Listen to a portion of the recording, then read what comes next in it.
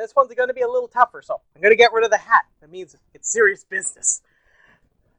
So we're going to do ourselves one last example before we wrap things up. So here's the example.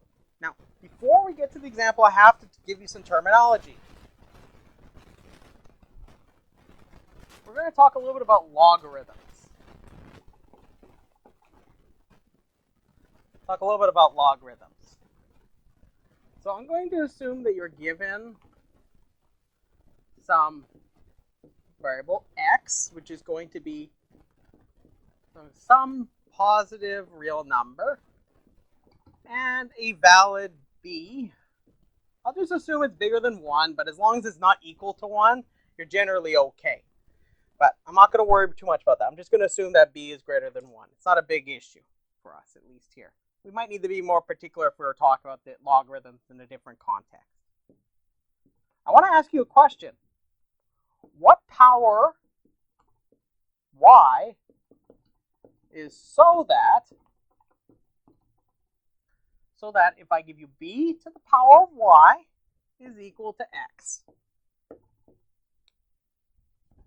So I give you x, and I know b.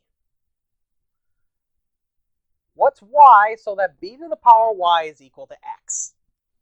Now, if we look at this a little bit differently, imagine if I give you b and y, you'd agree with me that this is just computing the exponent, and I get a result x.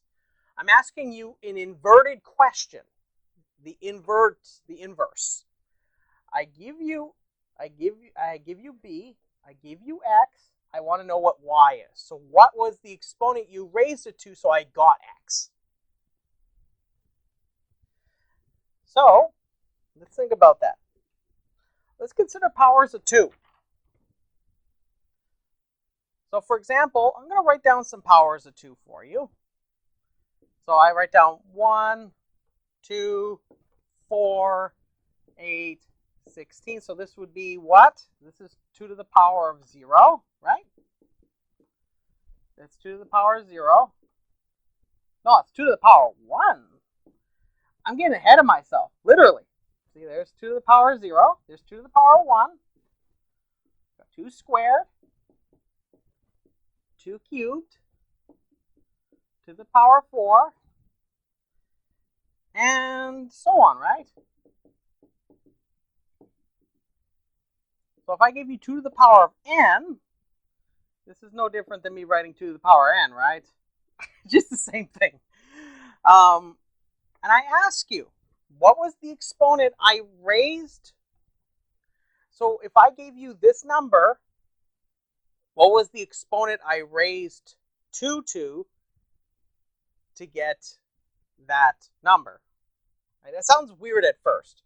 So if I give you 1 and I give you 2 and I ask, if I give you 2 and I raise it to something, what's the something that gets me? Same idea here. So this is what y is. So if we're considering powers of 2, that's going to be example or relative to, I believe my example, I think that's actually quite relevant. So what is the exponent here? It's 0. Because if I go 2 to the power 0, I get 1. If I go 2 to the power 1, I get 2. I go 2, 3, 4, and n. So, do you notice that if I ask what the exponent is, it's just y. But what is that? So, a function that describes y is called a logarithm. I was about to say is a called. I'm not Mario today. It's called a logarithm. Like I said, we're at the beginning of this thing. It's called a logarithm. So, all you really need to think about is think the following.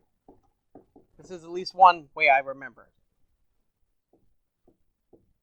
It's the inverse of exponentiation. So I raise something to an exponent, I get a result. The inverse of that is I get a result and I know what I had as the base. I want to know what I raised, what was the exponent that got me that result. Exponential. I was getting ahead of myself. Exponentiation. Please don't mind my spelling today. It's a little strange today. I think that's fine.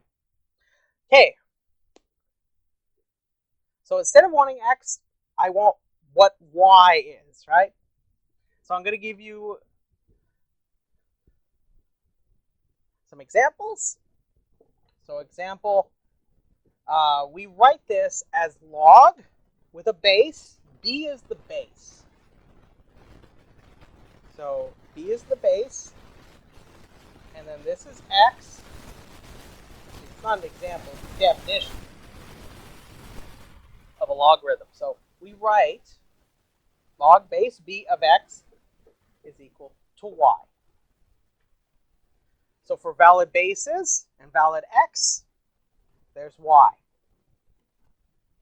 So we'll call this log base B of x, and that's what a logarithm is. I have more details in the notes. So I want to do some quick examples just to illustrate the notation I've written here. So for example, log base 2 of 8. Well, look at our picture, look at our what we plotted out. Okay. So I want to know what was the exponent I raised 2 to get 3, right? This is y. How about log base 2 of 2 cubed? 2 cubed is just 8, right? So it's also 3. How about log base 2 of y?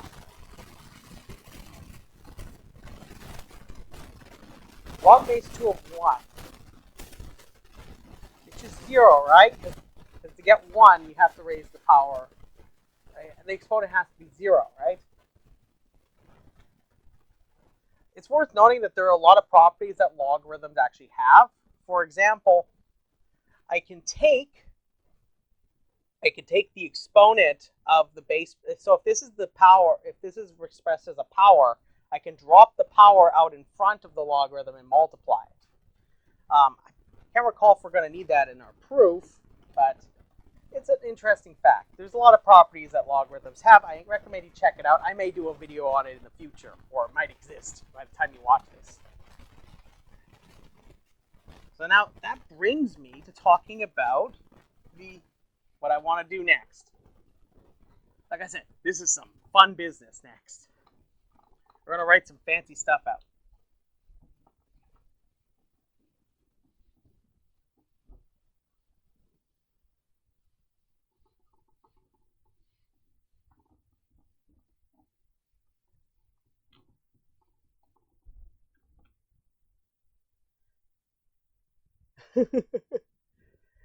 Okay. I'm going to define another concept called a harmonic number. Now, these numbers pop up sometimes they have a very strange fact that they pop up in strange applications.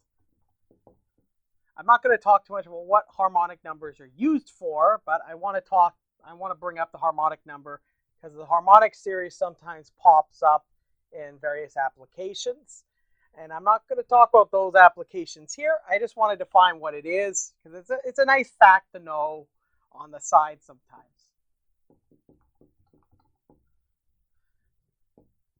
So given some integer n greater or equal to 1, I give you some positive integer. The nth harmonic number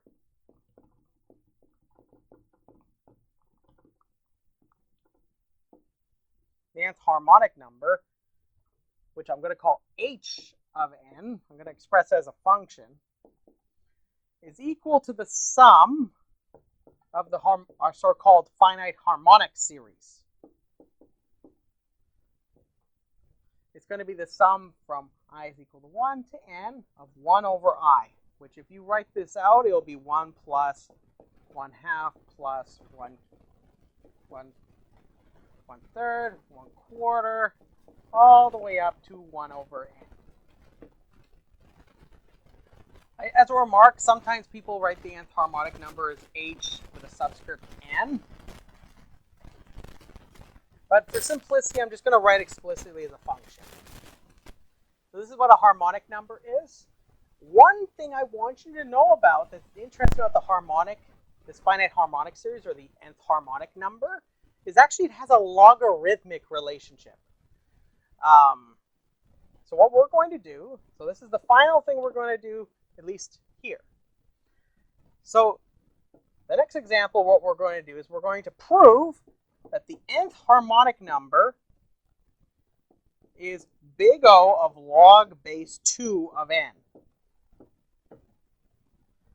So this is what we're going to prove. This is going to be the last thing we're going to do. A little bit of a more interesting example, because this one doesn't, it will not fit into the trick we used. I like to challenge you on some things sometimes.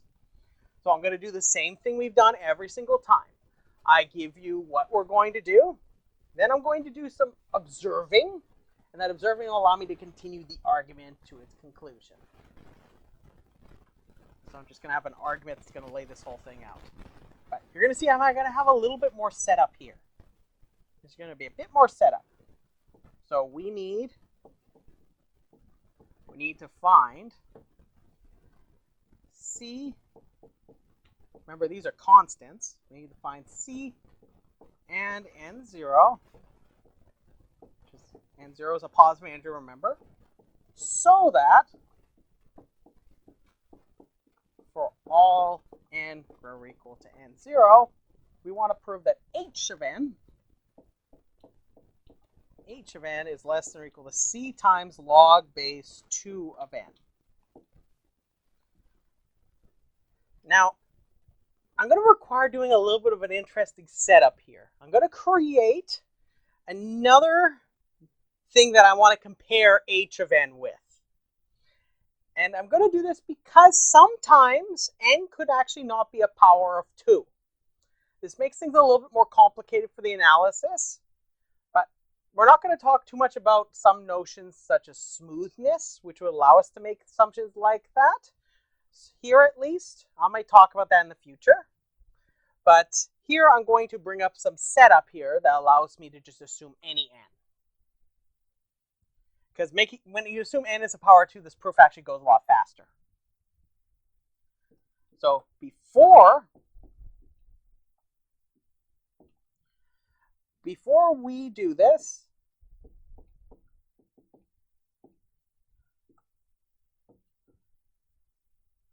let n be rounded up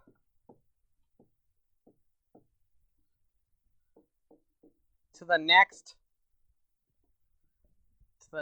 power of 2.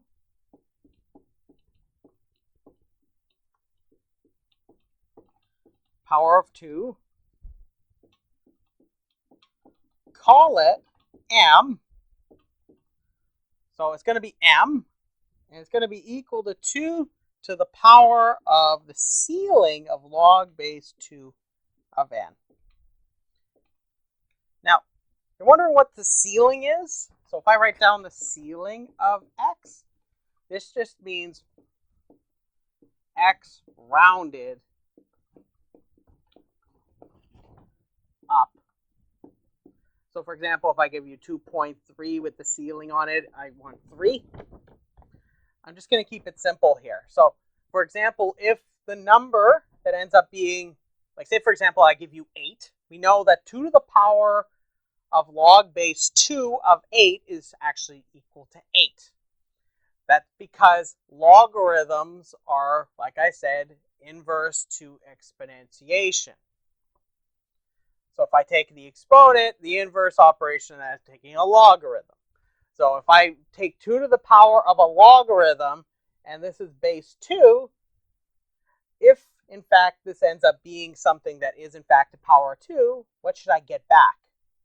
So if this is 2, So that, like say for example, this was 8. Like n is equal to 8. We know log base 2 of 8 is equal to 3, right?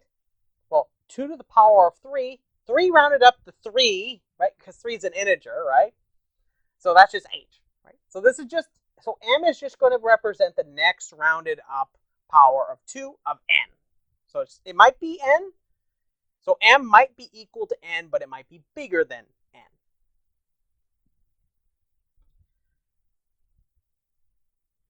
So I want you to note, note that n is less than or equal to m. That fact is going to be important for us later. Then I'm going to define k. So this is going to be another thing I want to work with. I'm going to say k is going to be equal to the ceiling of log base 2 of n. So remember, the ceiling will just round up the result of whatever's inside those ceiling brackets.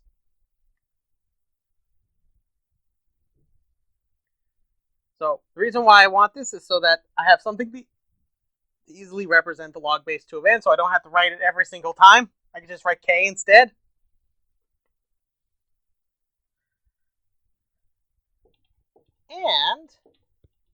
And I can write things like this. Now, I'm running out of space, so I'm going to erase the definition of a harmonic number so I can get some more space.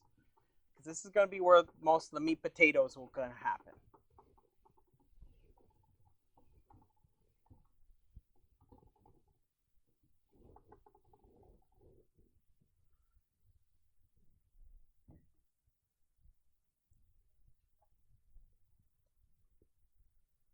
So, and now this is just going to go up here.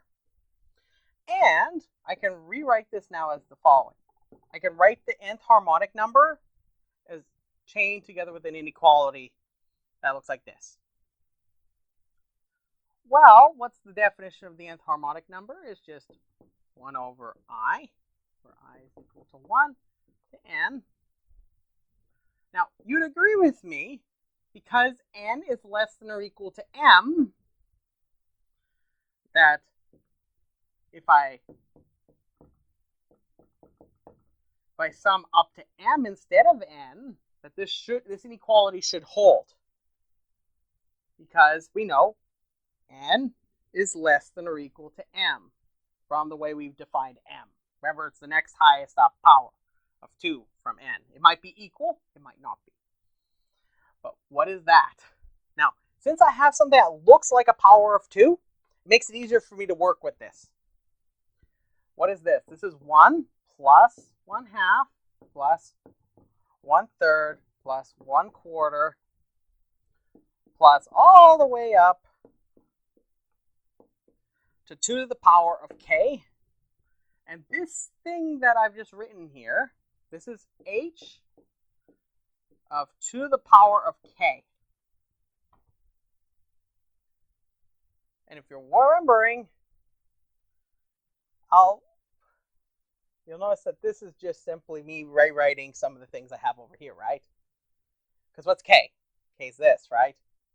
So this is just me making it a little easier for myself to write it down. You can write the whole thing out if you'd like. The point is now I have a relationship between the nth harmonic number and another version of the 2 to the power of kth, or h of m, right? It's h of m that will allow me to get ahead of myself here. So now what I'm going to do is the following very, very fascinating trick. Now this is the heart of this proof, so I'm going to be I'll be very careful here. So I'm going to erase the rest I have down here.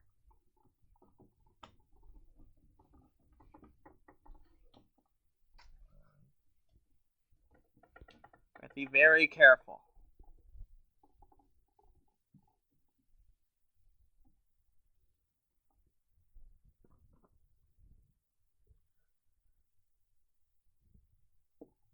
Then we can formulate a second series a second series. Second series as follows.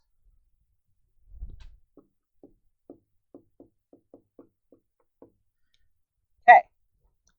So what I'm going to do, I'm going to write down my original series on the left-hand side. And then what I'm going to do is I'm going to formulate another series on the right-hand side. Now you can write out mathematically as a summation the right-hand side. I'm not going to do that here because it just doesn't add anything to the discussion. But if you really want to pin down and write it out, it's probably out there. You probably could find it. So you'd agree with me that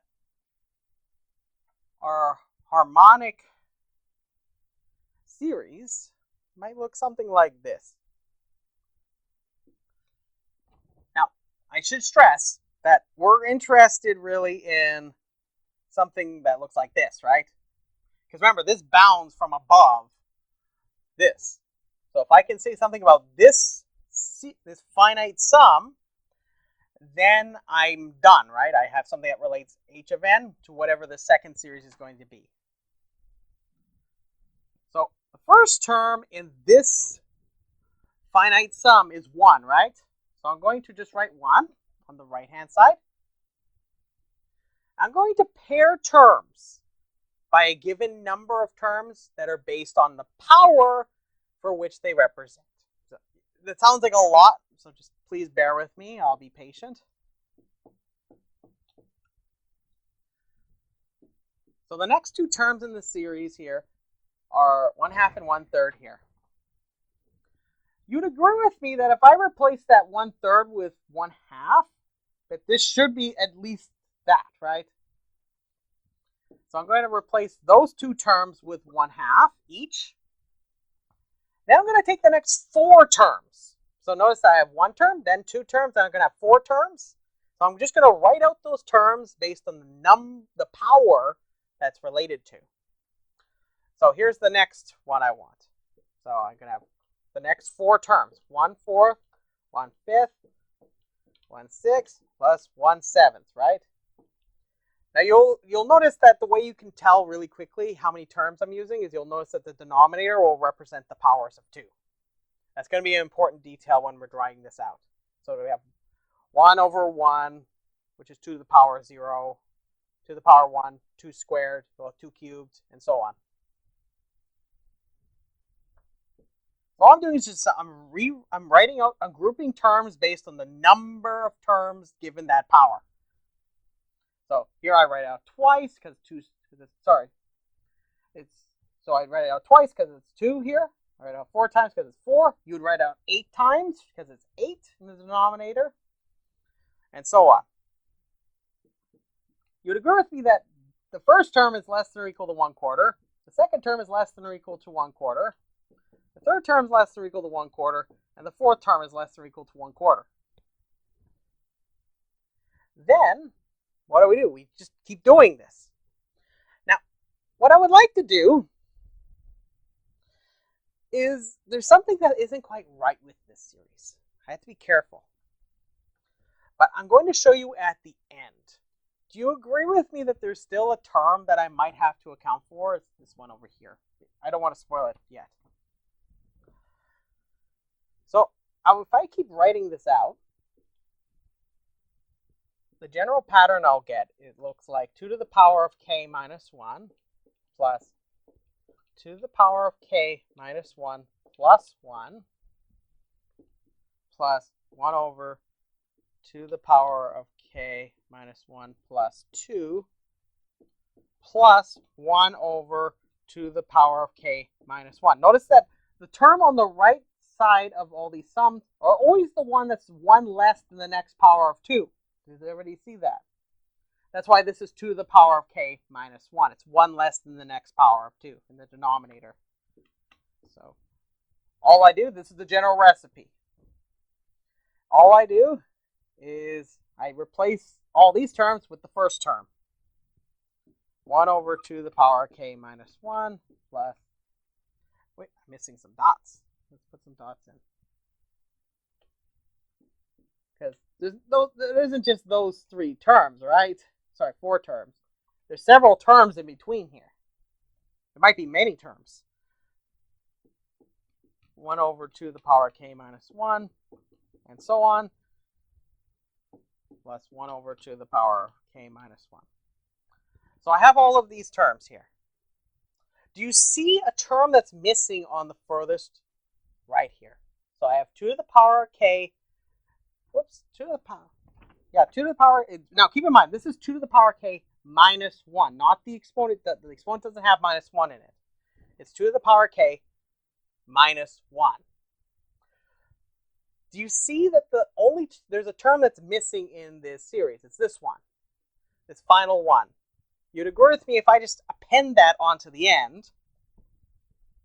I end up with 1 over 2 to the power of k, which you'd agree is less than or equal to 1 over 2 to the power of k. So this right here is this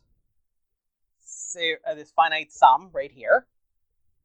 So this is the first series. This is the second series. Do you see how using the same strategy I showed you at the beginning of this with the bucketing, where I sum over the inequalities, I can get now a nice clean argument that says that everything on the right-hand side now, if I added up all of these terms, these all have to be greater than or equal to everything that I add up on that side. So that brings me to the following. So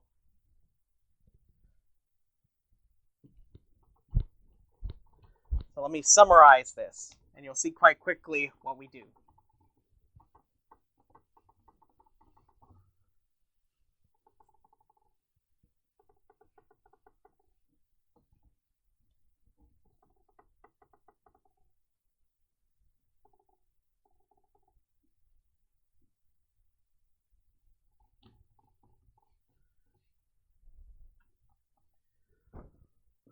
So, putting it all together. Now remember, we want to have something that relates the nth harmonic number to this other series that I bounded it above by taking the next highest power of 2. And then what I did is I created a second series. So I want to sandwich the one that with the rounded up n, which is m. I want to put that one in between the nth harmonic number and the second series that I've invented from h of 2 to the power k. So h of n is less than or equal to h of 2 to the power k, right? Which this right here, now normally when you write a statement like this, you have to keep in mind what it's saying. So remember, this is still for n is greater or equal to 1. I'm just omitting that because I'm running out of space, but you would want to include that. So I have this, and now this is the second series. So I have 1 plus 1/2 plus 1/2. Now this is the trick. Okay. So remember, in the second series, I write out the fraction where the power of 2 appears in the denominator that number of times. So 1/2 appears twice because the denominator is 2. So it appears twice. 1/4 appears 4 times because there's 4 in the denominator. I would have 8, the same idea, and so on and so on. So then I would have 1 over 2 to the power of k minus 1 plus a whole bunch of 1 over 2 to the power of k minus 1s. And then I would have one final term, which is 1 over 2 to the power of k. What can you say about this, or this, or this? Well, this is equal to 1. So if I sum up those terms, they equal 1. And when I sum up all these terms, I end up with 1. Is that interesting? So now I have a whole bunch of 1s I'm adding, plus a 1 over 2 to the power of k. How many 1s are there? Well, this 1 appears here because it was 2 to would have been 2 to the power of 0, which is equal to 1 in the denominator, right? So you would have how many 1s? Well, there's the exponent here is k minus 1 plus this extra 1, which is k. So this is k plus 1 over 2 to the power of k. Let me just get rid of that extra there.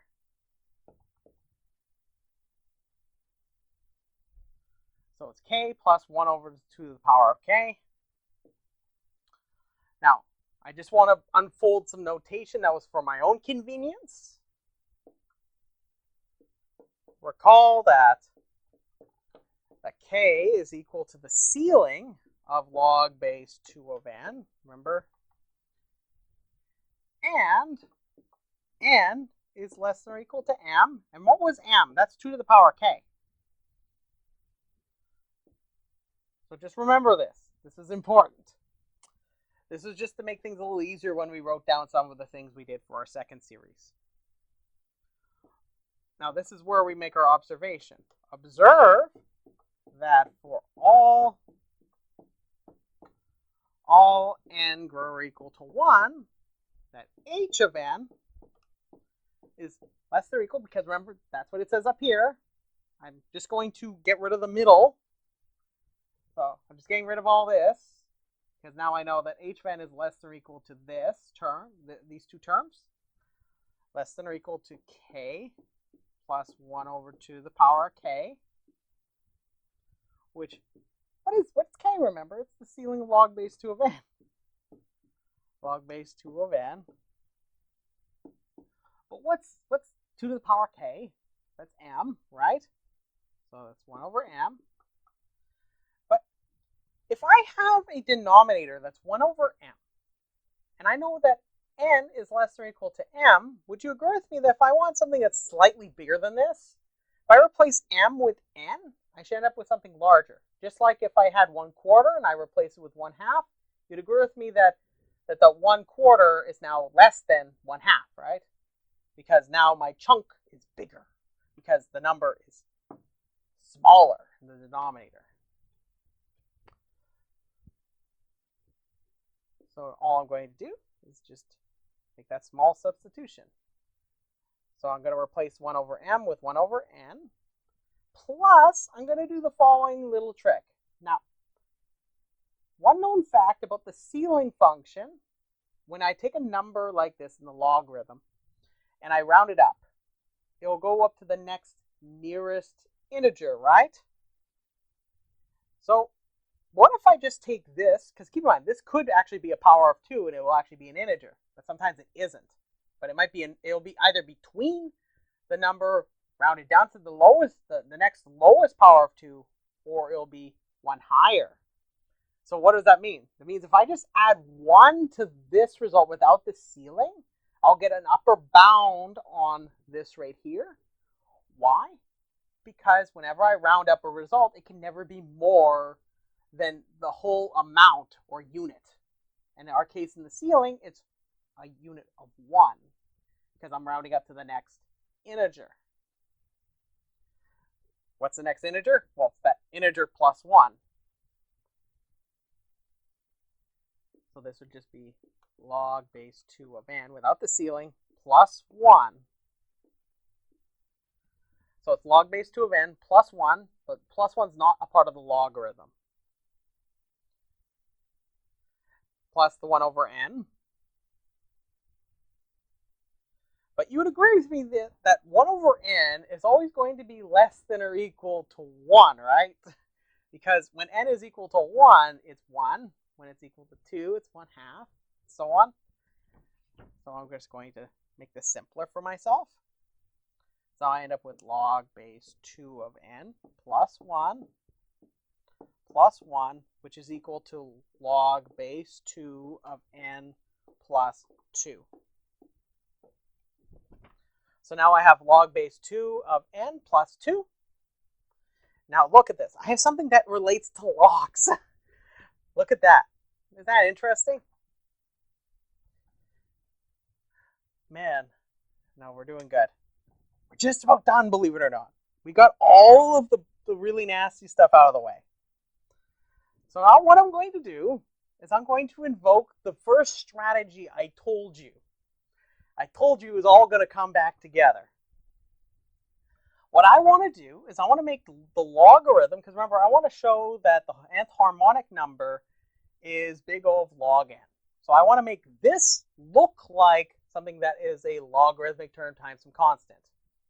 Well, I have something that looks kind of like that, right? Maybe if I can pick an appropriate c and an appropriate n0, I can turn that 2 into something that looks like a log. That's going to be, it's not as straightforward as before, but it's the same idea, I assure you. So I'm going to pick c is equal to 2, and you're going to see why. Oftentimes when you're doing these types of proofs, you would normally try to figure out what c and n0 are first, and then you would try writing it out yourself. Unless you're really that certain. Then we need to find n0 so that h of n is less than or equal to 2 times log base 2 of n. So now h of n, we know that h of n is less than or equal to log base 2 of n plus 2, right? I'm going to pick n0. I'm going to try to determine an appropriate n0 so that I can turn this 2 into something that looks kind of like this. And I bound it properly. Just watch this. I promise this is going to be kind of slick. Notice